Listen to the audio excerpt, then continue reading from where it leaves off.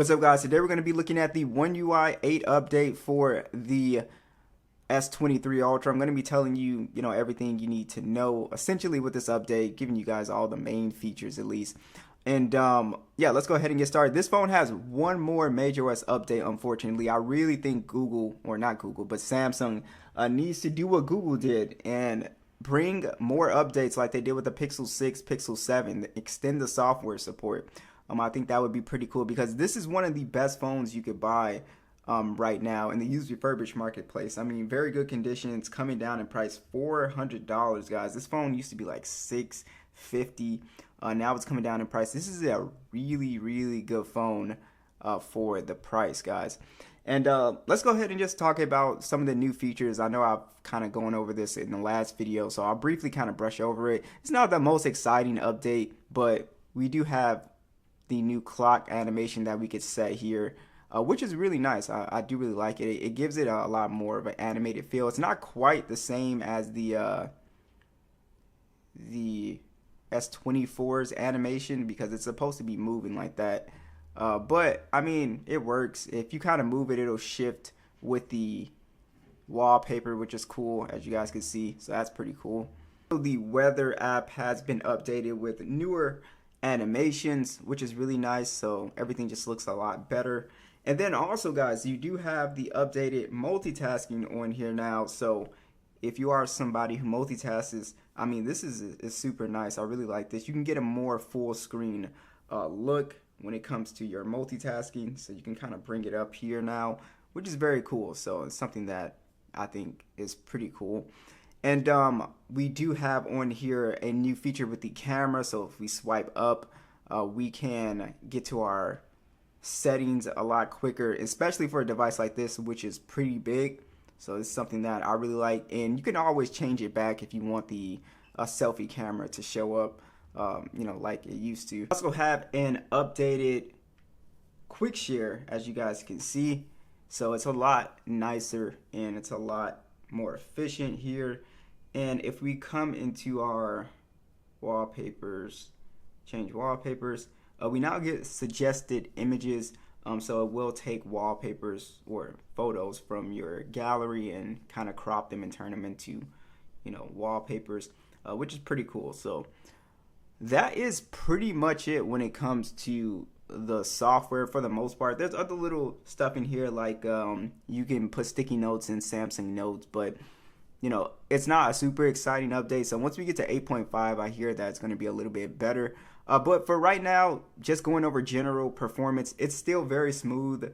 I don't have any performance issues. All the animations feel really smooth. Like I said, especially that clock animation now. It just looks really nice. So I really like that. Yeah, I don't have any performance problems. This phone has the Snapdragon 8 Gen 2, guys.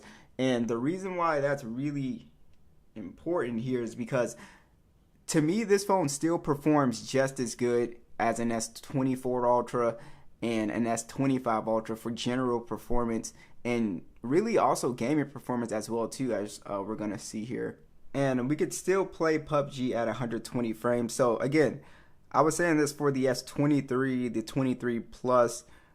These are great phones for gaming, and not only is this a great phone, but a lot of people forget that this is a Snapdragon version global. So if you are, overseas, you don't have to deal with the Exynos models, which are typically, going to be inferior.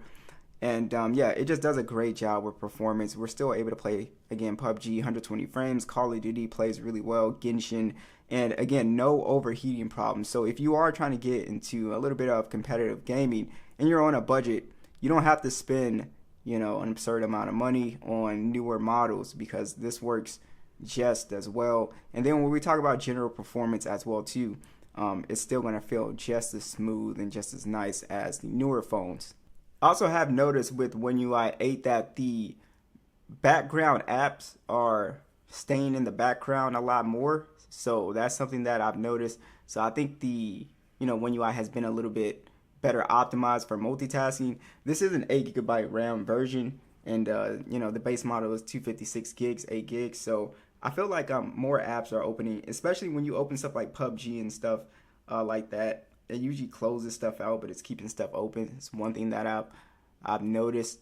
But yeah, so I do want to go ahead and talk about the hardware and build quality with this phone. Throughout the years of me owning this phone, it still looks really good. And I think it still looks really modern as well too. And a lot of people prefer this design over the newer S25 because of the thinner camera rings. But IP68, dust and water resistant. We also have the pen with the Bluetooth pen on here, which is again something that they took away from the S25. Yeah, it's not the most comfortable phone, especially for people with smaller hands. It is very sharp on the edges. You know, it's kind of a wide phone, so it's, you know, it's kind of boxy. But I think hardware-wise, I think it still looks really, really good, guys. And we can talk about the panel here. It's a dynamic AMOLED display, 6.8 inches. It does have a curve to it. It's a slight curve. It's nothing like super dramatic like the S22 Ultra. And yeah, it's a really nice panel here. It's a full 1440p display. The colors look very nice and vibrant and vivid. And then we also do have a pretty nice PPI of 500 on here. So icons and everything still look really sharp, really clean. And yeah, I really like the display. I would say the only advantages that the newer displays have is probably the anti-reflection coating, which you really only notice like kind of like outdoors. And then also the newer displays are a little bit brighter as well too. This still does a decent job outdoors. I can still see it. It's got 1750 nits.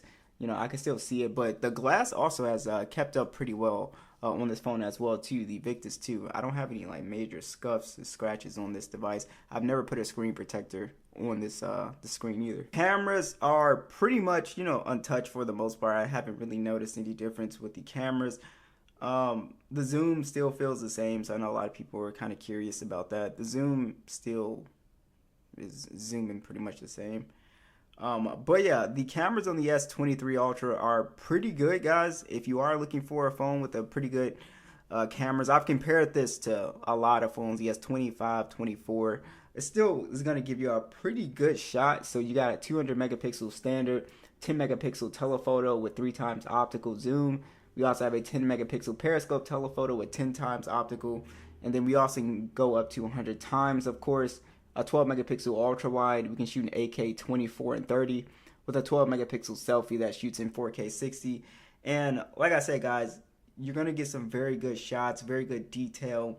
I will say that sometimes the color can be a little bit like over the top, I guess, or a bit too vivid and colorful, where it's not really that realistic. But some people really like that look of, you know, where it just pops, which I do too, but it might not be like, you know, very realistic. And yeah, it still takes great photos, as you guys can see. I would say it still does decent in low light photography. It's not the greatest. Obviously, the newer phones are going to be better at that, but it still can get you a pretty decent shot, I think, in low light. Video is also okay on here for sure. It's not bad. And yeah, I still think this is going to take excellent shots, especially zoom photography. 30 times zoom looks really good on this phone. So yeah, so overall, I'm a big fan of the cameras on here.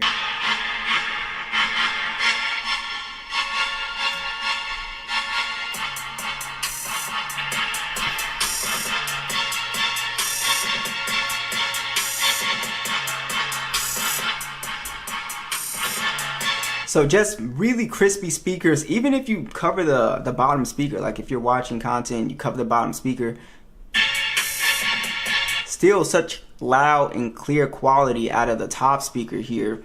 Yeah, these are great speakers, great bass quality as well too. And I guess we can end off with battery life, and please let us know your experience with battery performance, guys, because one person's battery life situation, like me, I'm a lighter user, so I'm not that heavier of a user, so I really don't notice a lot of the battery changes personally. I have to like really force myself to kind of play games and run GPS and just kind of do a little bit more on my phones. But yeah, I haven't noticed any difference in screen on time and standby time. I don't think it's gotten any better or worse in my opinion. I'm still able to get a full day out of the S23 Ultra pretty easily. It's a 5,000 milliamp hour battery, 45 watt charging, and we also have your wireless and reverse wireless charging. So yeah, so I think the battery life is fine, but like I said, let us know in the comments if you've had any issues or you feel like you're getting better screen on time with these One UI 7 update or One UI 8 update. And yeah, so that's pretty much it. This is still an excellent buy if you're thinking about getting an older flagship. It has one more MajorOS update, and then it will go into its security patch stages. Like I said, I think Samsung should really consider extending the software support for this device because it is really, really good.